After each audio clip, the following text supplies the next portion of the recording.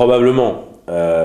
Probablement d'abord parce qu'en fait on découvre non pas l'ubérisation, qui n'est pas un très joli terme en réalité, et qui masque en fait une tendance plus profonde, plus intéressante, mais qui n'est qu'émergente, hein, et qui est en gros le fait que sur Internet en particulier, ou outillé par Internet, ou grâce à Internet, vous avez tout un certain nombre d'activités en fait qui se développent à un moment donné en ligne, mais quelquefois dans le monde physique, hein, les transports, ça se fait dans la réalité d'une voiture, le covoiturage également, enfin tous ces services en réalité, pour une grande partie en réalité, sont des services de la vie traditionnelle, on pourrait dire, ou de l'économie traditionnelle, mais qui dans leur modèle d'affaires, dans l'usage, ont été disruptés par l'outillage numérique.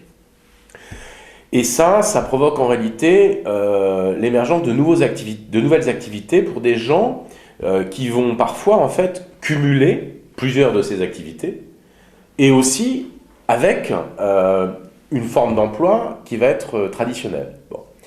Et ça, cette tendance-là, elle reste évidemment aujourd'hui marginale, mais elle est extrêmement intéressante parce que quand même, on la voit inexorablement grossir. Alors, de là à anticiper de manière linéaire la disparition du salariat, je ne crois pas que ce soit pour tout de suite.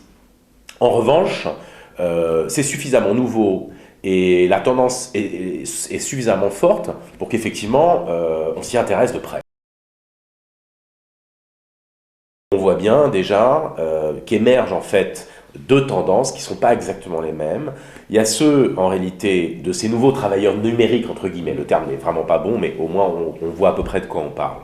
De ces travailleurs numériques, que ce soit, je ne sais pas, un vendeur occasionnel de chez eBay, un chauffeur de Uber Pop, voilà, un conducteur de Blablacar, un loueur occasionnel d'une chambre d'un de ses enfants qui n'est pas là, sur Airbnb, etc., etc. Tout, en réalité, ces exemples que je viens de prendre à dessein, je les ai limités en disant que c'était, on va dire, une espèce de side job, un travail d'appoint qui vient, pour X raisons, compléter un autre travail qu'un individu peut avoir. Et je pense que là, il faut qu'on soit capable justement de distinguer ça de la même chose, mais qui serait étendue en termes d'horaire ou de volume à tel point qu'en réalité, on a envie de le rapprocher du régime, on va dire, de travail traditionnel. Et donc, je pense qu'on est obligé de réfléchir à l'histoire de seuil, et c'est d'ailleurs ça qu'on a préconisé, nous, dans notre rapport, c'est-à-dire qu'il est évident que la fiscalisation, par exemple, et que la protection sociale autour de cette activité qui n'est pas centrale dans le revenu et dans l'activité de la personne, ne sera pas la même. Et donc, nous, on pense qu'il faut mettre des seuils, ça peut être des seuils progressifs, on peut discuter, parce que dans chaque secteur, ça va être différent, mais ça va être différent, évidemment, de celui qui, en réalité, va finir par en faire son métier.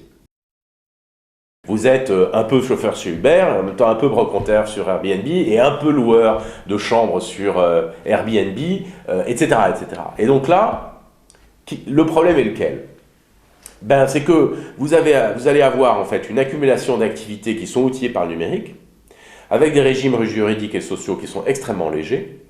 Et le risque, évidemment, c'est que sur le long terme, on fabrique des précaires sociaux qui, dans 20 ou 30 ou 40 ans, se rendront compte qu'ils ont une protection sociale light, très moins-disante. Et ça, pour en avoir discuté avec quelques personnes concernées, qui sont souvent jeunes, je ne suis pas sûr qu'ils en aient énormément conscience. Telle qu'elle est aujourd'hui organisée, l'économie numérique, telle qu'on la connaît, ces fondamentaux ne sont pas durables, ils ne sont pas soutenables sur le long terme, puisque vous avez une grande partie de la valeur qui est créée par des individus qui collaborent dans l'économie de pair à pair. L'essentiel de la valeur est capté effectivement par des plateformes. Alors elles redistribuent une grande partie de la valeur, parce que, je veux dire, la productivité, l'innovation, les nouveaux services, le travail. On parle de 15 000 chauffeurs chez Uber, qui en général en plus sont plutôt des jeunes qui étaient sur le marché du travail, qui étaient discriminés, qui travaillent en banlieue, qui souvent souffrent du racisme, la discrimination à l'embauche, etc. Donc je veux dire, faut voir quand même le bénéfice social qui est engendré par ces plateformes. Mais malgré tout, si tout ça est possible, c'est parce que ces plateformes, elles outillent, elles rendent solvable un marché d'échange d'individus qui sont bien éduqués, qui sont en bonne santé et qui ont un peu de temps libre pour être sur Internet, surfer, naviguer, apprendre à servir à tout ça. Ces trois situations, ces trois caractéristiques, bien éduqués, en bonne santé, avec du temps libre, ces trois choses-là sont financées par l'impôt. Les écoles, les hôpitaux, la protection sociale. Donc ça veut dire que les trois caractéristiques qui fournissent, en fait, on va dire, la cohorte de gens qui contribuent à l'économie de pair à pair et à la société, on va dire, numérique, eh bien, ces trois caractéristiques, ces fondements même, sont sapés par ces mêmes plateformes. C'est moi ce qui me fait penser, et ce qui me fait pronostiquer que ça n'est pas durable et qu'elles paieront leurs impôts dans les années qui viennent parce que ce sera impossible, insoutenable de continuer à pratiquer une telle optimisation. Ça n'est pas durable.